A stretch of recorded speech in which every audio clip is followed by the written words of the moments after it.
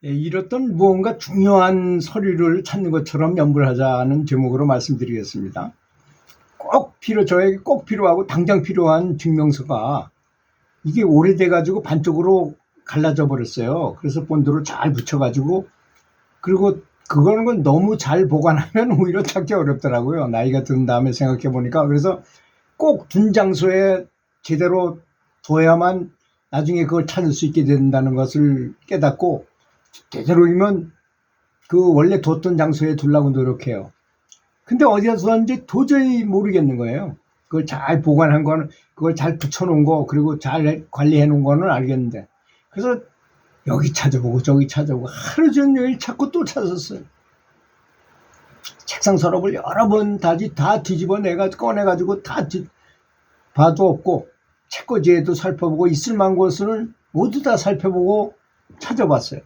그래도 찾을 수 없어서 하룻밤을 보낸 후에 잠을 자고 난 다음에 이게 맑아지는 것 같아요. 가만히 생각해 보니까 운전면허증하고 같이 포기해가지고 자동차 안에서 뒀던 그런 생각이 나더라고요.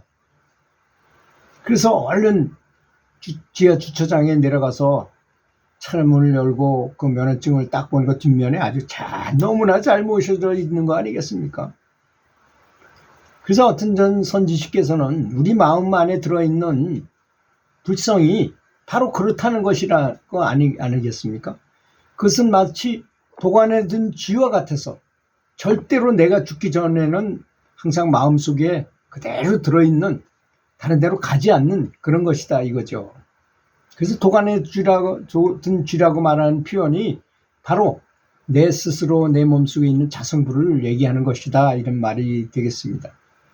그렇게 내 마음에 있다 하더라도 보통 사람들은 평생 동안 그러한 불성이 마음속에 있는지도 전혀 모르고, 그런 성령이 아주 대단한 거대한 사랑의 강이 우리 마음속에 있는지를 전혀 모르고 죽는다는 것, 참으로 안타까운 우주적인 커다란 큰 낭비인 것이죠.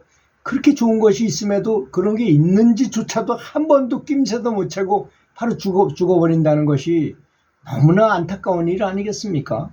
그렇잖아요. 성경에도 분명히 예수님이 말씀하셨어요. 너희 안에 하느님 왕국이 있고 너희들이 그걸 찾으면 나보다도 더 뛰어날 수 있다고 분명히 말씀하셨음에도 불구하고 누가 하느님처럼 되겠다 그러면 저는 미친놈이라고 말을 한다거나 이러잖아요.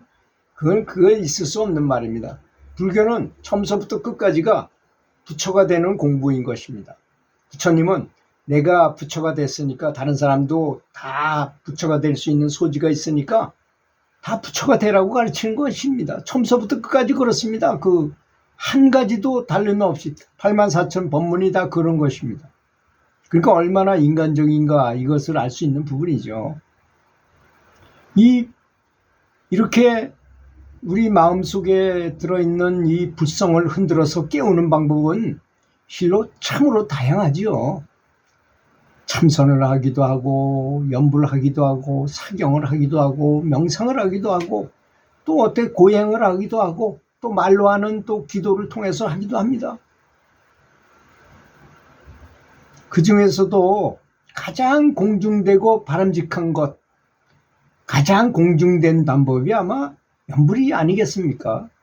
연불은 부처님을 불러서 부처님의 화신이 와서 나를 도와주는 것이니까 이건 정말로 공중된 것입니다. 특히 저는 무려 2년 동안이나 그것에 대해서 아주 굉장히 많은 체험을 했던 사람입니다. 직접 제가 봤다는 것이 아니고 제가 이 신통력을 가지고 다른 젊은 사람들의 영안을 열어서 내가 연불할 때 어떤 현상이 벌어지는가를 보라고 그래서 내가 관세음보살을 부르니까 정말 관세음보살님이 앞에 나타나셔서 빛을 비춰주고 내 작은 빛이 관세음보살님하고 비슷할 정도까지도 커지게 만들어주는 정말 놀라운 수행법이 연불법이라는 것을 확실하게 알게 됐어요. 그 학생 하나만 시킨 게 아니라 여러 장소에서 다른 사람에게 그런 걸 많이 봐가지고 확실히 맞구나. 그걸 뭐와 같이 비교했느냐면 병이 어디 있는가를 알아보는 거하고 같이 알아봤기 때문에 틀림이 없다는 거는 제가 너무나 잘 알고 있어요. 제가 아마 제 유튜브를 보셨으면 여러 가지 실험을 했다는 걸 알고 있을 것입니다. 허공에다 이렇게 반달을 그려놓고 별을 그려놓고 허공에서 뭘 볼 수 있느냐 하고 보고 오라 그랬더니 그걸 맞히더라고 그랬잖아요. 그 정도로 정확하다는 것입니다. 그래서 이 방법은 정말로 공중된 방법이라고 저는 철석같이 믿거든요. 너무나 많은 체험을 했기 때문에. 그래서 가장 안전하고 쉽고 빠른 방법이 바로 염불이라는 것은 누가 말해도 이거는 틀림없는 방법이라고 저는 확실히 믿습니다.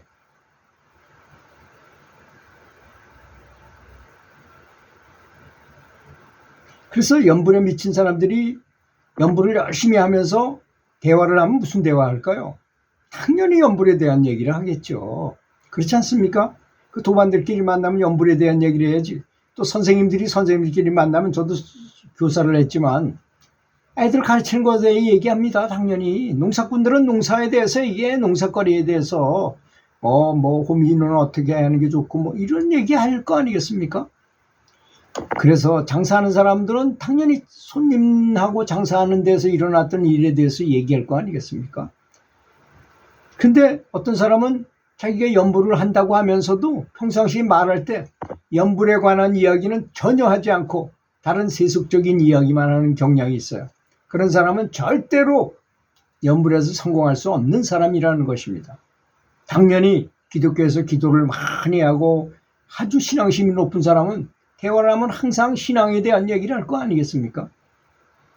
이런 사람은 정말로 염불에 헌신적인 사람일 수가 없는 것은 분명한 사실일 것입니다. 염불 얘기를 안 하는 사람은.